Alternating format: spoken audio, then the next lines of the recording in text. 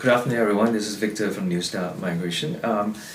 We got a lot of inquiries yesterday till now about the first invitation round for overseas program. A lot of questions focusing on the points. Of course, people caring about the points. Let's look at the invitation figure first. Invitation round happened yesterday. So for the onshore ones, onshore metrics, yesterday ACT government issued 57 invitation for 180 and 79 for 491. Together it's 136 invitation. For overseas ones, yesterday ACT government issued 25 invitation for 180 and 81 invitation for 491. So together it's 106. So basically yesterday's invitation round, we're starting to see kind of very similar invitation number for onshore and offshore applicants, 136 versus 106. So the question brings to, will ACT government continue to distribute the invitation in the coming rounds evenly or very close to evenly among the onshore and offshore ones? The answer is probably it will last for a few rounds, because what happens now is, since the programs open to offshore applicants a few days ago, ACT starting to receive quite a lot of invitation number, and actually the precise expression will be a little bit out of the expectation. It's a lot of people actually showing their interest to submit the metrics to ACT, when we all know there was no particular precondition you had to fill in or satisfy in order to submit the metrics, particularly for those offshore ones. A lot of people don't have the knowledge about what's the requirements of ACT metrics. A lot of people don't have time to carefully read through the guidelines and read through the criteria of offshore criteria, which end up in a very interesting situation, which we can see from the points. For 491 offshore applicants now, we're seeing people have 80, 85, even 100 points. But if you carefully go through the metrics point for offshore ones, and you do your calculation, basically you click all those sections, you'll be able to tell anyone who hits 60 or 65, it's already good enough. A lot of people won't be able to achieve the points over 65. But for the result now, we can see people have 80, 85. My answer to this is there are a lot of people who don't understand the criteria. For example, there are two very typical examples. First one is about the working experience. A lot of people click for the experience they're actually working for. For example, they've been working in a company for 7 years, they could click for 7 years. But the actual requirement is that working experience needs to be recognized by the skill assessment body, which means your 7 years working experience will probably end up about 3 or 4 years of working experience. That's something a lot of people don't know. Second thing is, a lot of people click the points they're supposed to have, or they think they're going to have in the future, but that's actually against the Canberra metrics criteria. Canberra metrics telling you, when you submit the metrics, you should have all those criteria ready for you. For example, people will have professional level English but click for superior level because they're assuming they're going to have the English level in 1 month or 2 months time. So they actually increase the points from what they have now to the future ones, the prospect future ones. Again, it's not following the criteria. So that particular application you made based on the future English points is actually not accurate, and that one's actually not valid.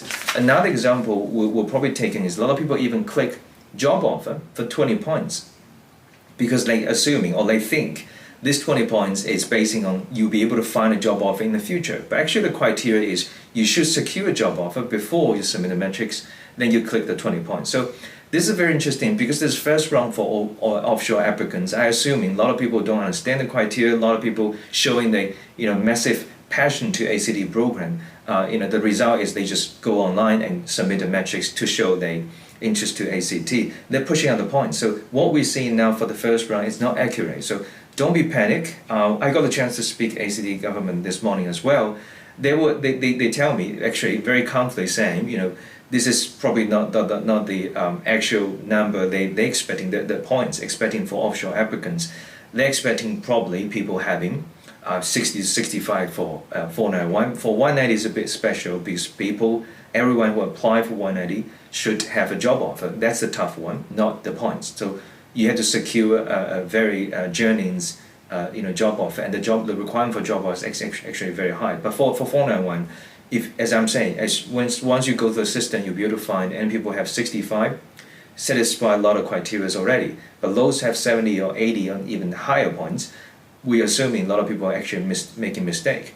when they clicking the selections of the metrics points. So don't be panicked. My expectation is still 65, around 65 for 4 hour offshore. For 180 offshore, the major concern you should have is how to find a job offer. That's probably we can tell from the invitation round. And a lot of people are asking question, why the points in 491 is even higher than 180? Again, as I'm saying, it doesn't matter, because what happens is now is majority people will go for 491. I think that's simple enough. Even for offshore ones, a lot of people will apply for 491 because they understand it's easier. I don't need to find a job offer, so let's just go online and do the 491 one. Let's end up with currently in the pool. If we're talking in the pool, in the application pool for offshore, there's way lot more applicants in 491 than 190. What happened to ACT office is they have to do something. Even they be able to tell all those 81s, 91s, 100s are not the genuine ones, are those people who made a mistake, but they are staying in the system.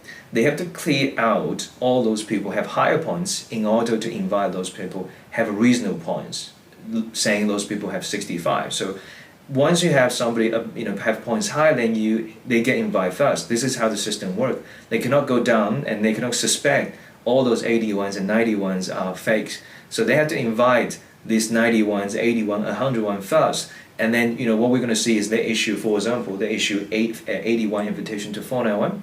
And then a lot of people realize I get invited. Then they're starting to carefully look in the documents, carefully look in the guideline. They find out I just simply don't have all the documents to support the application. And 81s, probably 50% of the 81 decide not to pay the $300 to ACT. It's a waste of money, as I don't have the English recall, score recall in the system. 50% choose to drop out from the application, and then another 50% go ahead to ACT government. A lot of people just have the ideas I should give a try, but we all know ACT government is very careful about documents. And then again, a lot of people provide a document, pay $300. Maybe another 80% people getting refused. So even they issue 81 invitation, it does not mean 81 people will get nomination from ACT.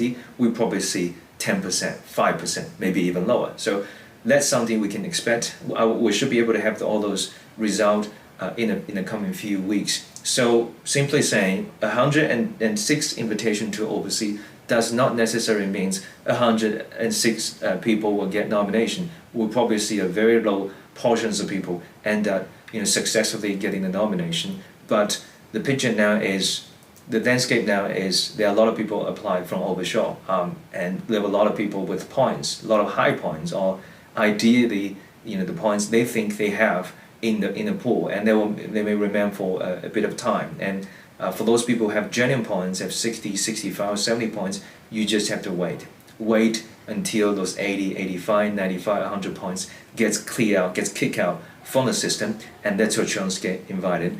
Of course, what we're trying to do as a responsible agent, we try to tell all those potential applicants offshore, first thing first, look at the criteria, look at the guideline, make sure you understand all the criteria, make sure you meet the criteria before you submit the metrics, because you're simply taking about a minute or two to click the metrics application, but you're not using that place, you're not using that application properly, and you're not even using the invitation once you get invited because you're not eligible. You're actually wasting the chance and